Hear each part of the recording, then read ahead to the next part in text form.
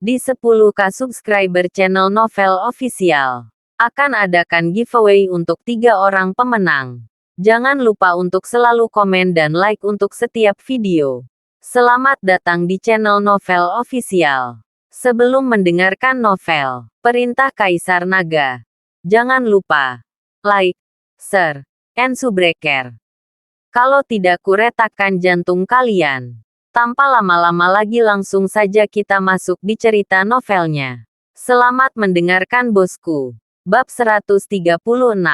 Apakah ada kesalahan? Apa kamu juga ingin pergi bersamanya untuk menagih hutang? Jika demikian, kamu pergi ke grup dengannya. Jika kamu tidak bisa menyelesaikannya hari ini, jangan salahkan saya. Memecat kamu juga. Melihat Yvonne berani mempertanyakan dirinya, Billy berkata dengan wajah dingin, "Manajer Cui, saya memilih untuk mentransfer tim pada saat ini." Rico buru-buru mengangkat tangannya dan berkata, dia bisa melihat bahwa Billy menargetkan Dev, dan Dev sangat tidak menghormati junior kemarin. Dia merasa bahwa dia akan diseret oleh Dev cepat atau lambat. Baiklah, biarkan Ivana menerimamu. Billy mengangguk. Kali ini, Mona memperhatikan dan tidak berbicara mewakili Yvonne. Bagaimanapun, Dev menamparkan Billy beberapa kali kemarin, yang membuatnya sangat tidak senang.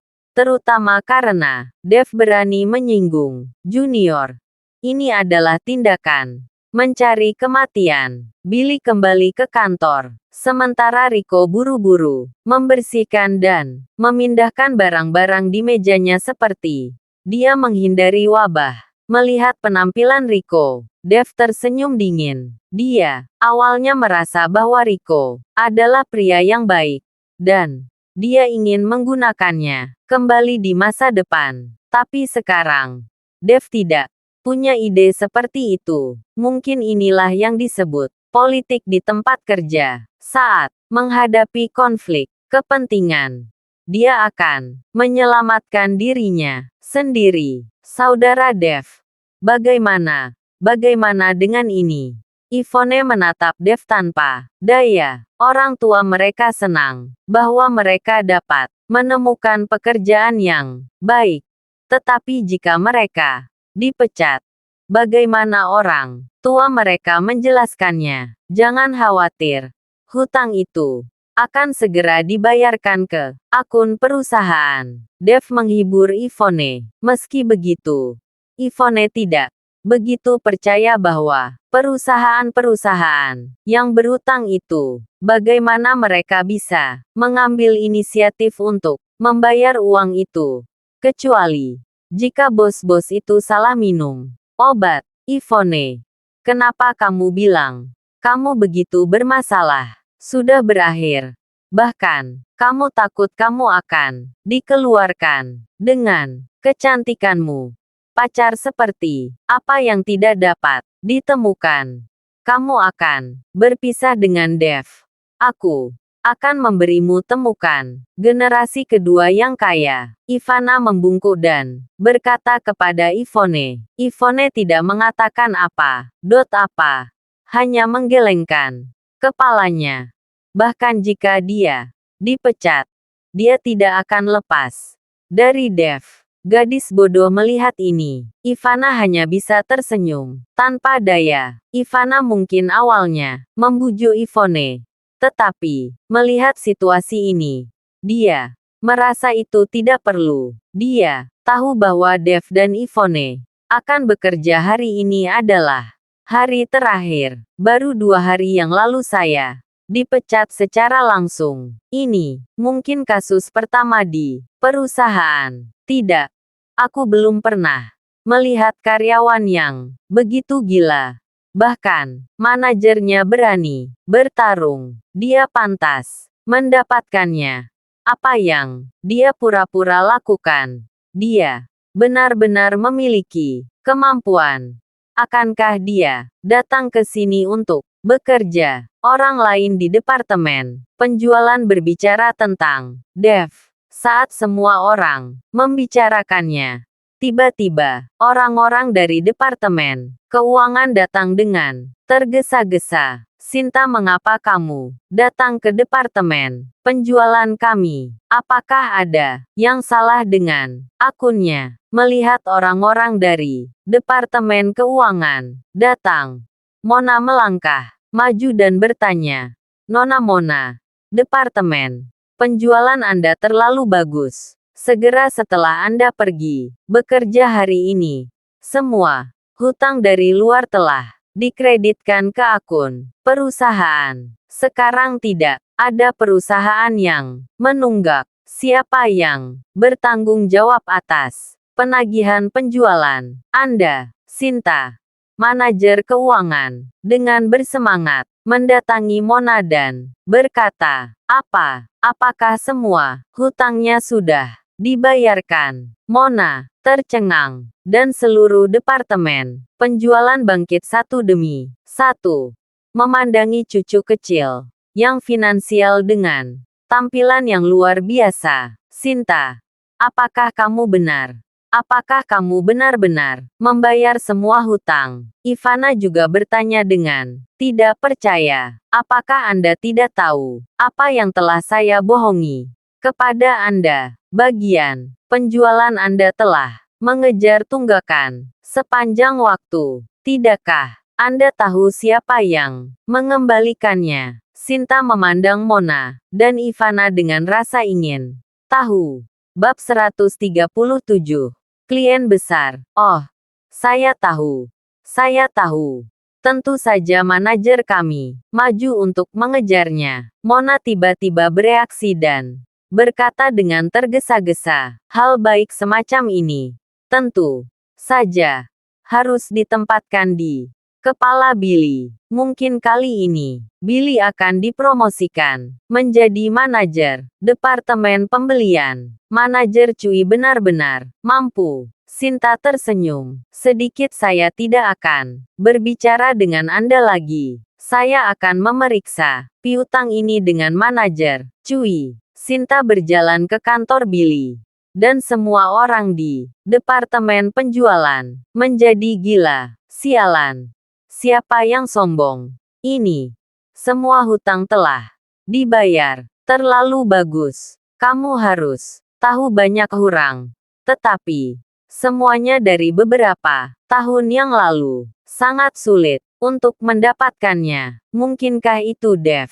Melihat betapa yakinnya dia hari ini, dia sepertinya tahu bahwa hutangnya akan dikembalikan. Turunkan.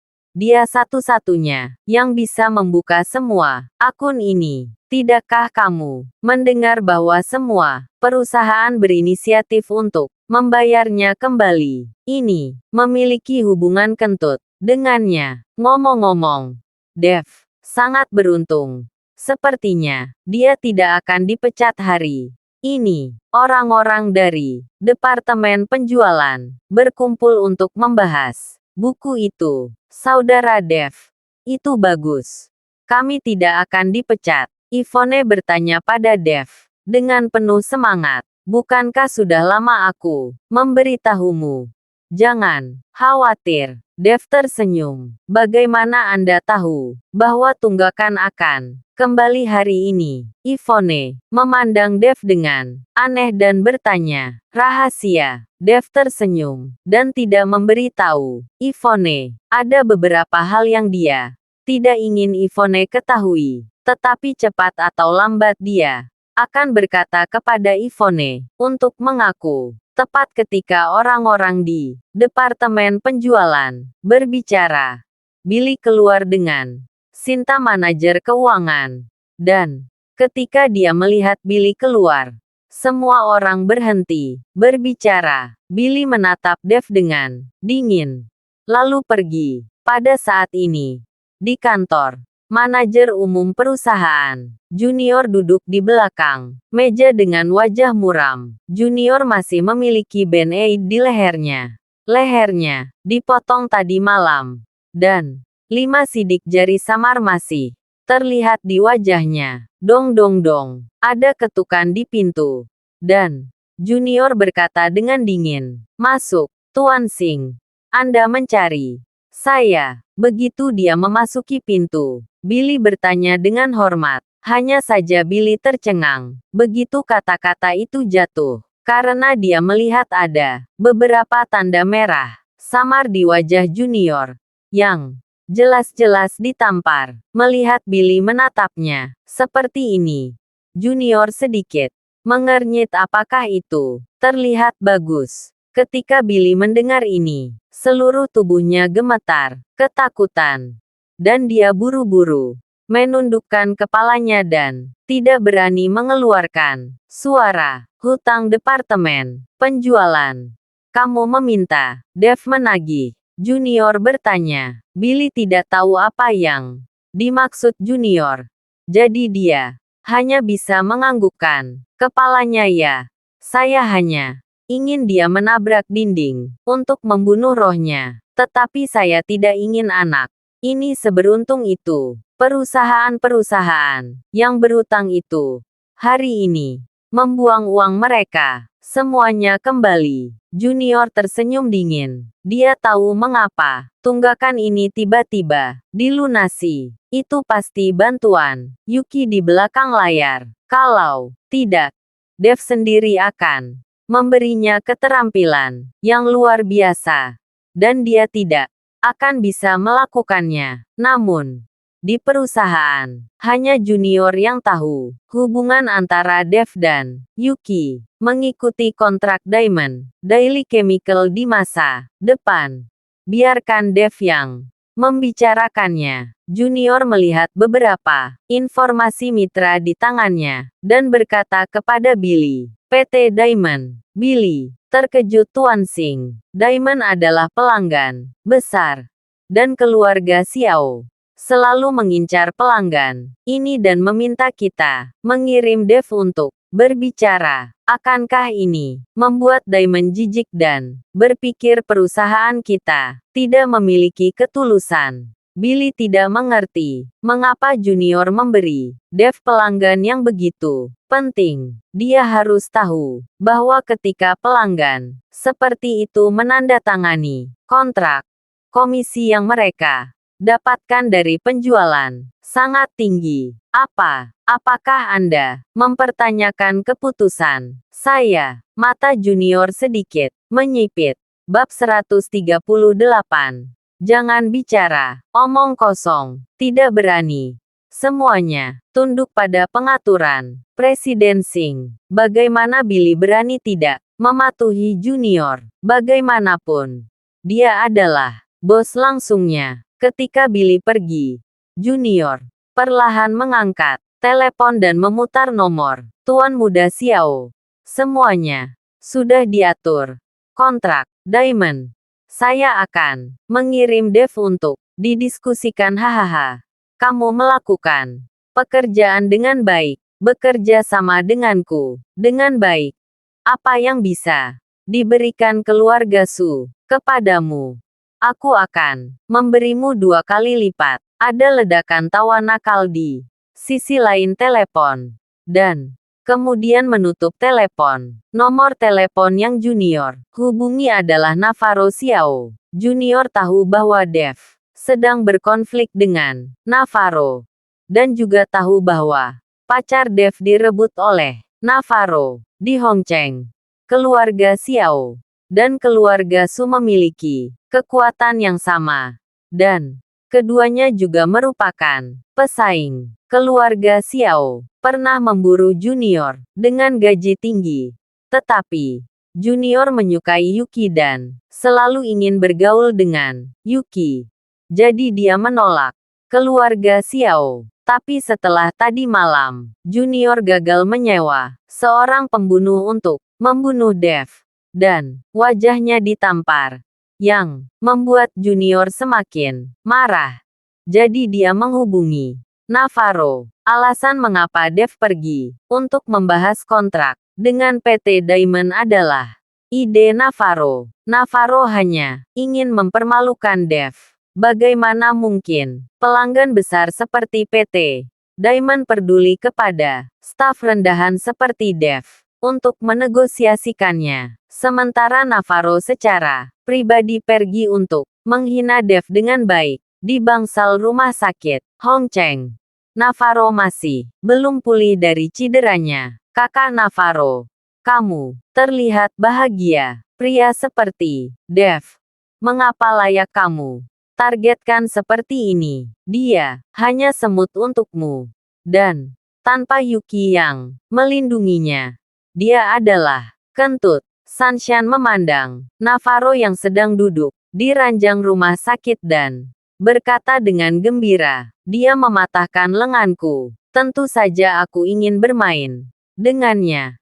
Aku ingin membunuhnya secara perlahan. Sudut mulut Navarro sedikit terangkat, dan matanya penuh kedinginan. Kakak Navarro, Dev dapat melewati 2 kali. Anda tidak dapat mengalahkannya. Dan Yansen yang Anda panggil tidak dapat diandalkan. Jika Anda ingin berurusan dengan Dev, saya pikir Anda harus menemukan beberapa petarung lain. Sanshan menyarankan, jangan khawatir. Saya sudah mengirim seseorang untuk menghubungi geng naga api di seluruh Hong Cheng. Yansen dengan Aula Harimau bukan satu-satunya geng naga api, setenar Aula Harimau. Dan itu lebih dari cukup untuk berurusan dengan Dev. Navarro tahu bahwa dia tidak bisa mengalahkan Dev. Dan Yansen yang dia cari tidak berguna.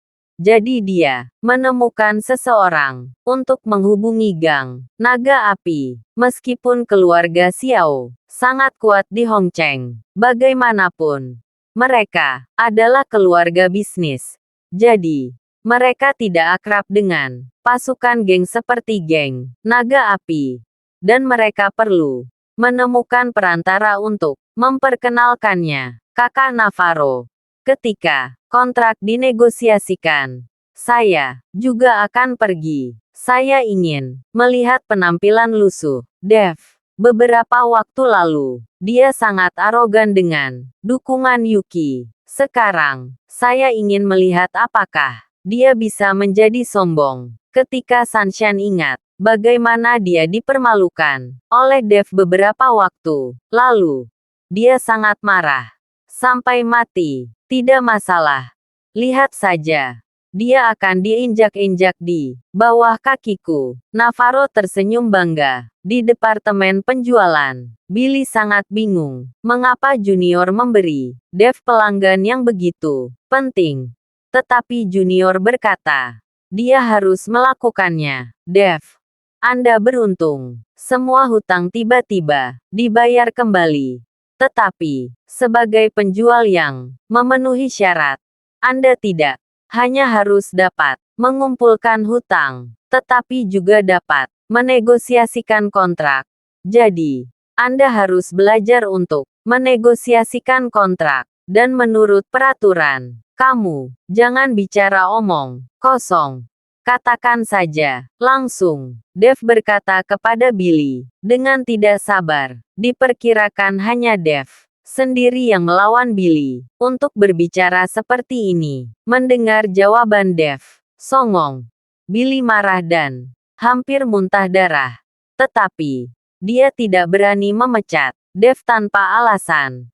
Karena, dia tidak tahu apa yang dipikirkan Junior. Perusahaan memutuskan untuk membiarkan Anda mendatangi PT Diamond Daily Chemical untuk membahas masalah kontrak kerja sama. Anda harus tahu bahwa PT Diamond Daily Chemical juga merupakan perusahaan industri kosmetik terbesar di Hong Cheng. Jika Anda dapat mendapatkan kontraknya, komisi secara alami akan menjadi angka yang tidak terduga. Tetapi jika Anda mengacaukannya, Anda akan langsung. Bab 139. Apakah otakmu rusak? Berhenti bicara omong kosong. Beri aku informasinya. Dev tampak tidak sabar. Billy ini mengatakan begitu. Banyak omong kosong. Pada kenyataannya, dia tidak peduli pada dirinya sendiri. Dia ingin mempermalukan dirinya sendiri. Wajah Billy dingin. Dan dia langsung melemparkan informasi itu ke Dev. Kali ini aku pasti akan menemukan cara untuk mengusirmu hingga membuatmu begitu sombong. Billy menggertakkan giginya, berpikir diam-diam di dalam hatinya. Billy, apa maksudmu? Aku sudah berbicara dengan PT Diamond sepanjang waktu. Apakah kamu tahu sudah berapa lama aku menegosiasikan kontrak itu? Mengapa kamu tiba-tiba memberikannya padanya pada saat ini?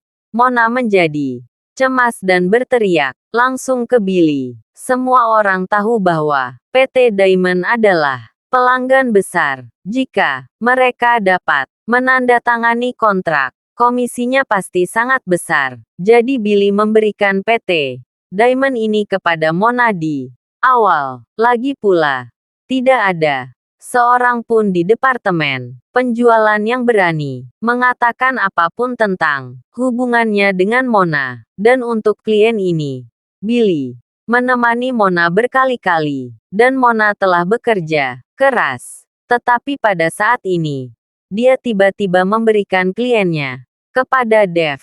Bagaimana mungkin Mona tidak marah? Billy menarik Mona dan berkata kepada Mona, "Jangan merajuk dulu.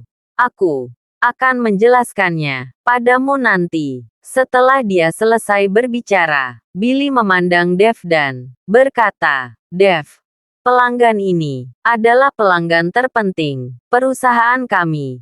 Jadi Anda harus bergegas dan mengatur waktu. Kapan kamu bisa membicarakannya dengan PT Diamond?" Besok, Dave ingin berbicara tentang sore hari. Tetapi dia berpikir bahwa dia harus memberi tahu Yansen untuk memeriksanya terlebih dahulu. Jadi dia berkata, besok. Billy terkejut. Semua orang di departemen penjualan tercengang, menatap Dev dengan tak percaya. "Dev, apakah kamu gila? Ini PT Diamond Daily Chemical. Kamu bilang kamu bisa menegosiasikan kontrak besok." Ivana mencibir dan tertawa, dan berkata dengan jijik, "Dev, bisakah kamu berhenti membual? Apakah kamu tahu sudah berapa lama aku mengejar klien ini? Sudah 3 bulan. Dan aku belum bisa membicarakannya selama 3 bulan. Dan kamu bisa membicarakannya besok." Mona menatap Dev dengan marah. Dev ini mengatakan, "Ini dia hanya mempermalukannya. Saya belum membicarakannya selama 3 bulan." Dan Dev benar-benar mengatakan bahwa dia dapat melakukannya dalam 1 hari. Bukankah ini menertawakan ketidakmampuannya? Melihat Dev seperti itu, Billy mencibir Dev.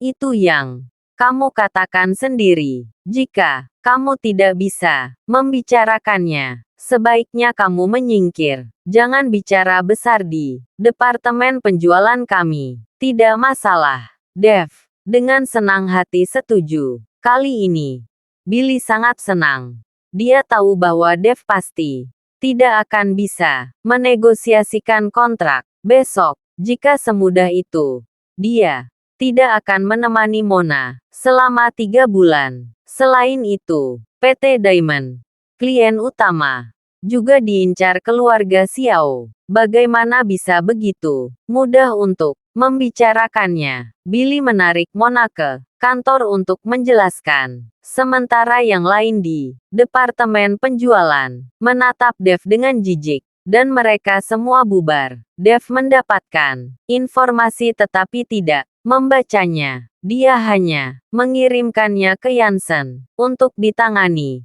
Sementara, Yvonne menjadi gugup dan menghabiskan sepanjang hari mempelajari informasi PT Diamond. "Yvonne, kamu ada reuni kelas malam ini.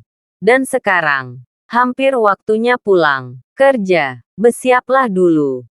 Jangan membaca informasi itu. Terus melihat wajah cemas Yvonne, yang terus mempelajari informasi PT Diamond. Jadi, Dev membujuknya. Kakak Dev, terlalu sulit untuk berurusan dengan PT Diamond Daily Chemical ini. Manajer umum PT Diamond adalah orang yang tidak dapat menghasilkan uang. Apa yang akan kita bicarakan besok? Bagaimana Yvonne masih berpikir untuk berpartisipasi dalam reuni kelas? Jika tidak ada cara untuk menegosiasikan kontrak besok, Dev akan dipecat. Jika Dev pergi, Yvonne sendiri tidak ingin tinggal. Apakah kamu tidak percaya padaku? Dev memandang Yvonne. Jika saya mengatakan saya bisa, saya pasti bisa melakukannya. Jangan khawatir. Bab 140. Versailles. Yvonne menatap mata tegas Dev, dan akhirnya mengangguk. Aku percaya. Dev tersenyum sedikit, menepuk kepala Yvonne dengan lembut. Matanya menunjukkan jenis sayang, seperti saudara laki-laki dan perempuan. Tepat setelah pulang kerja, Yvonne menerima telepon dari Catherine. Mendesaknya untuk bergegas. Banyak teman sekelas yang sudah datang. Yvonne menanyakan alamatnya dan reuni kelas. Ternyata di Hotel Regal. Ini membuat Yvonne sedikit ragu, karena reuni kelas ini adalah sistem AA. Memilih hotel yang begitu mewah, biayanya pasti tidak sedikit. Dia tidak ingin menghabiskan uang untuk reuni ini. Rasanya terlalu boros. Namun, setelah bujukan Dev, Yvonne setuju untuk pergi. Mereka berdua mengendarai Civic bekas dan langsung menuju ke Hotel Regal. Begitu keduanya tiba di pintu Hotel Regal, mereka melihat bahwa Wu Catherine sudah menunggu dengan cemas di pintu. Ketika Catherine melihat Dev, dia sedikit terkejut. Dia merasa bahwa Dev telah menyinggung geng naga api tadi malam dan pasti akan dipukuli sampai mati. Namun, Dev sama sekali tidak apa-apa. Kamu tidak dipukuli tadi malam? Catherine bertanya dengan wajah bingung. Bukankah aku sudah memberitahumu? Geng naga api harus takut padaku. Beraninya mereka memukulku. Dev tersenyum sedikit. Terus saja bicara besar. Catherine memutar matanya. Dia tidak percaya apa yang dikatakan Dev. Bagaimana mungkin geng sebesar geng naga api takut pada Dev?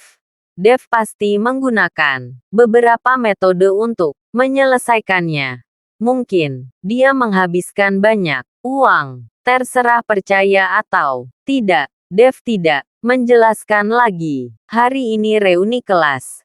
Kamu berkendara dengan Civic. Jika kamu tidak memiliki mobil yang bagus, lebih baik naik taksi daripada mengendarai Civic yang rusak. Lihat tempat parkir di sini. Apakah ada mobil yang rusak seperti itu? Catherine menegur Dev dengan marah. Saat itu, Dev mendorong Yvonne untuk datang ke reuni kelas. Catherine berpikir bahwa Dev akan menemukan cara untuk memberi wajah Yvonne di reuni kelas. Tetapi sekarang dia mengendarai Civic yang rusak. Apa masalahnya dengan Civic? Ini sama dengan mendukung produksi dalam negeri. Dev tidak peduli sama sekali. Yvonne juga buru-buru berkata, saya pikir mobil ini sangat bagus. Lebih nyaman daripada bus. Ayo masuk. Melihat Yvonne juga mengatakan hal yang sama, Catherine tidak terus menegur Dev. Dan ketiganya berjalan ke hotel bersama. Di ruangan pribadi yang mewah, sudah ada lebih dari selusin pria dan wanita yang duduk, mengobrol dan tertawa dengan sangat akrab. Salah satu pria dengan skor parsial dan arloji emas di tangannya sangat menarik Perhatian, hampir semua orang terpusat pada pria ini. Terus-menerus berbicara dan menggembar-gemborkan. Pria ini adalah Bradley, mantan pacar Yvonne. Meskipun dia bukan satu angkatan dengan Yvonne dan yang lainnya.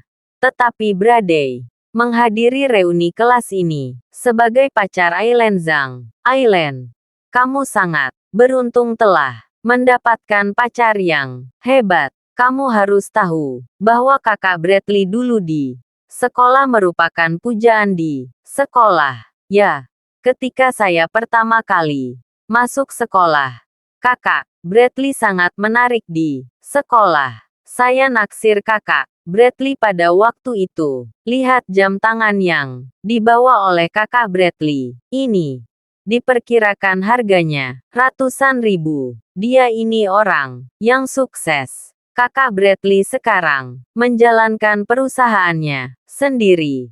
Dia sangat keren. Semua orang memuji Bradley dan Aileen. Dan mereka semua menjilat dengan apa yang mereka katakan. Ini hanya makanan. Sungguh orang yang sukses. Arloji ini tidak bernilai banyak.